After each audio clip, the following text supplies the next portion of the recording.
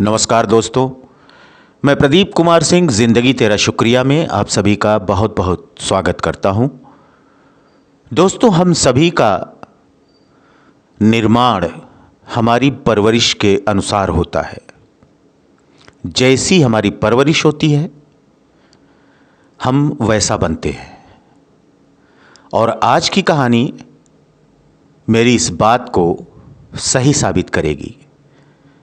इससे पहले कि हम कहानी शुरू करें, आइए हम सभी अपने दिलों में महसूस करें कि मैं कृतज्ञ हूं मेरे माता पिता से मिली परवरिश के लिए। आज की कहानी का शीर्षक है परवरिश। गंगादास, जी हां, यह वही नाम है जिन्होंने दुनिया के सबसे बेहतरीन माँ बाप बनने में कोई कसर नहीं छोड़ी और उनकी परवरिश हम सभी को प्रेरित करती है। तो चलिए सुनते हैं गंगादास जी की एक छोटी सी प्रेरणादायक कहानी। गंगादास एक इंटरनेशनल स्कूल में माली थे। वह आलीशान बगीचों में पौधों को पानी दे रहे थे। रोज, चाहे गर्मी हो चाहे सर्दी हो, उनका तो रोज का यही काम रहता था। अब तो गर्मी और धूल का भी उन पर कोई असर नहीं होता था। वह रोज की तरह अपने काम में व्यस्त थे कि अचानक से पीछे से आवाज आई, गंगादास, प्रिंसिपल मैडम आपसे मिलना चाहती हैं, अभी। चपरासी के अंतिम दो शब्दों में इतना जोर था कि जैसे महसूस हो रहा था कि वह बहुत अति आवश्यक सूचना दे रहा हो। उसके यह शब्द सुनते ही वह जल्दी से उठा, हाथ धोए, पोंछा और प्राचार्य के कक्ष की ओर चल पड़ा। बगीचे से कार्यालय तक की पैदल यात्रा गंगादास को कभी खत्म न होने वाली लग रही थी। दिल की धड़कन तेज हो रही थी और डर के मारे उनको ऐसा महसूस हो रहा था मानो उनका दिल सीने से उछलकर बाहर आ जाएगा। वह चलते जा रहे थे और मन में सोचते जा रहे थे कि मुझसे ऐसी क्या गलती हुई है जो मुझे तुरंत बुलाया गया है। और न जाने ऐसी कितनी बातें उनके दिमाग में चल रही थीं। वह मन ही मन यह पता लगा रहा था कि क्या गलत हुआ है कि उसे तुरंत प्रधानाचार्य मिलना चाहती हैं। गंगादास एक ईमानदार कार्यकर्ता थे और वह अपने कर्तव्य से कभी कतराते नहीं थे।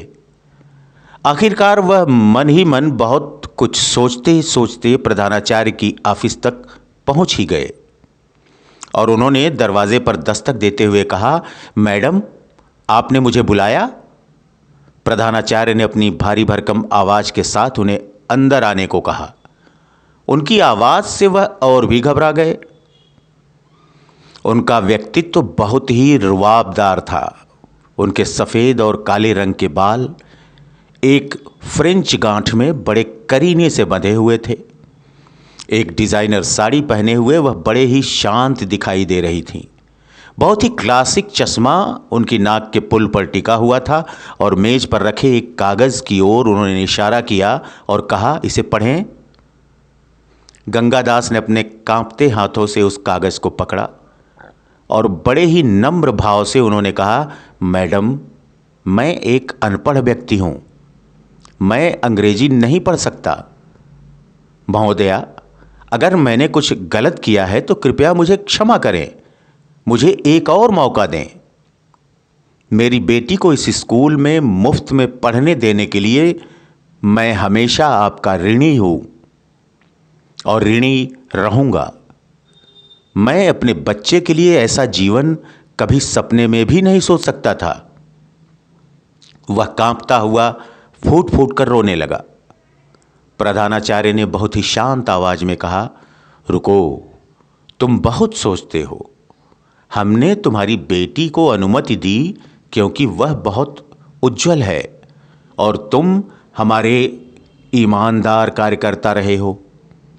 मुझे एक शिक्षक को बुलाने दो, वह इसे पढ़कर तुम्हें अनुवाद करेगी। यह आपकी बेटी द्वारा लिखा हुआ है और मैं चाहती हूं कि आप इसे पढ़ें। जल्द ही शिक्षिका को बुलाया गया और उसने पढ़ना शुरू कर दिया। सब कुछ अंग्रेजी में लिखा हुआ था, इसलिए प्रत्येक पंक्ति का हिंदी में अनुवाद किया। उसमें लिखा हुआ था, आज हमें मदर्स डे के बारे में लिखने के लिए कहा गया। मैं बिहार के एक छोटे से गांव से ताल्लुक़ रखती हूं, जहां दवा और शिक्षा अभी भी एक दूर का सपना जैसा लगता है। कई महिलाएं जन्म देते समय ही मर जाती हैं। मेरी माँ भी उनमें से एक थीं। वह मुझे अपनी बाहों में भी नहीं ले पाईं। मेरे पिता मुझे अपनी बाहों में लेने वाले दुनिया के पहले व्यक्ति थे, या शायद एकमात्र व्यक्ति थे। हर कोई दुखी था, क्योंकि मैं एक लड़की थी और मेरे पैदा होते ही मेरी माँ चल बसी। इसीलिए सबके मुंह पर एक ही बात थी कि मैंने अपनी माँ को खा लिया। मेरे पैदा होने के बाद कुछ ही दिनों में मेरे पिताजी को तुरंत पुनर्विवाह के लिए कहा गया, लेकिन उन्होंने मना कर दिया। मेरे दादा दादी ने सभी तार्किक, अतार्किक और भावनात्मक कारण बताकर उन्हें मजबूर करने की बहुत कोशिश की, लेकिन वह नहीं माने। मेरे दादा दादी एक पोता चाहते थे। उन्होंने मेरे पिताजी को दोबारा शादी करने की धमकी भी दी।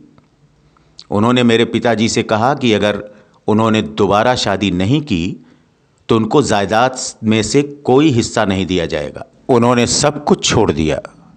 उनकी 1 एकड़ ज़मीन, एक अच्छा जीवन, आरामदायक घर, मवेशी और वह सब कुछ जो एक गांव में एक अच्छी जीवन शैली के लिए मायने रखता है, वह सब कुछ छोड़कर इस विशाल शहर में बिल्कुल कुछ नहीं के साथ आए थे।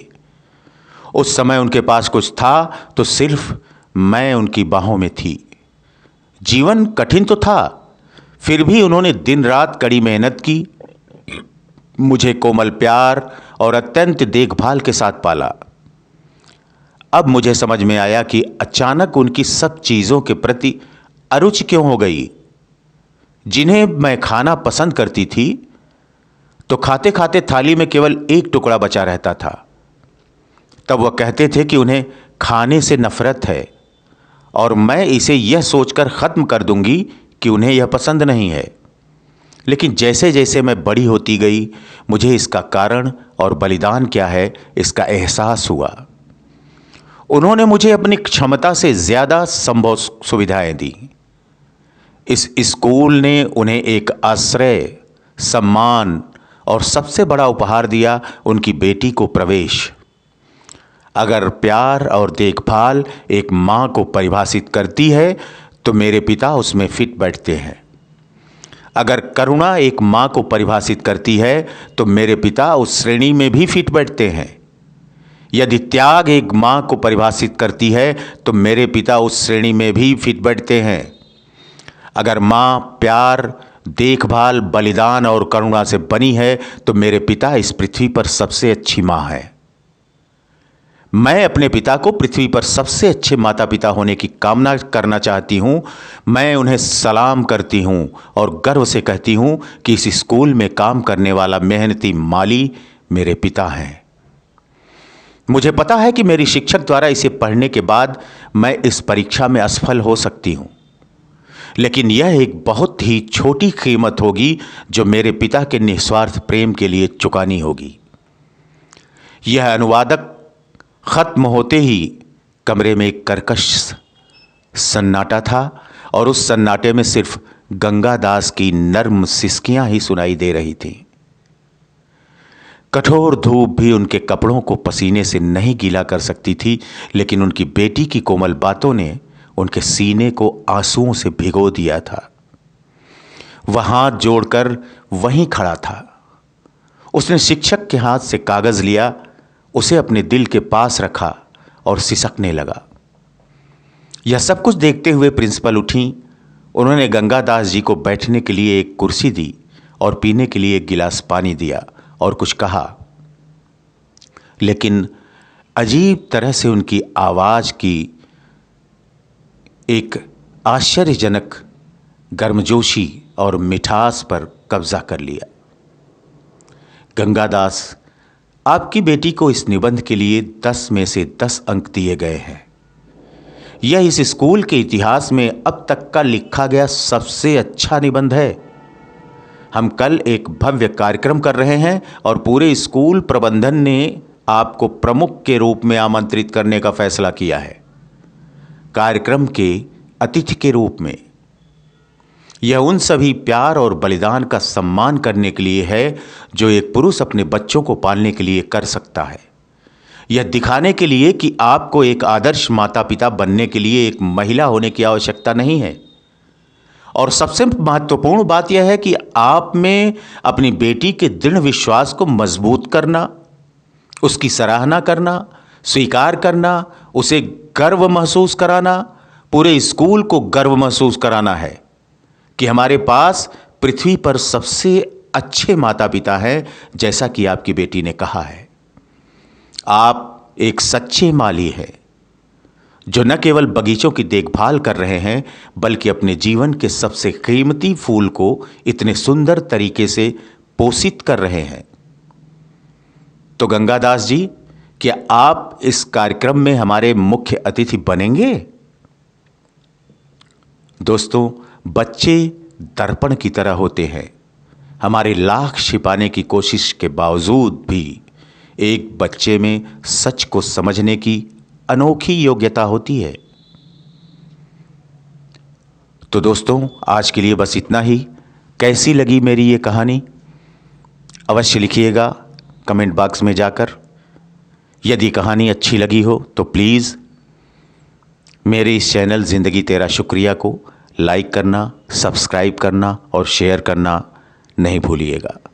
आप सभी के प्यार और आशीर्वाद की अभिलाषा के साथ आप सभी अपना और अपने परिवार के सभी सदस्यों का बहुत बहुत ख्याल रखिएगा। फिर मुलाकात होगी किसी प्यारी सी कहानी के साथ। तब तक के लिए आप सभी को बहुत बहुत शुक्रिया, बहुत बहुत धन्यवाद। Thank you.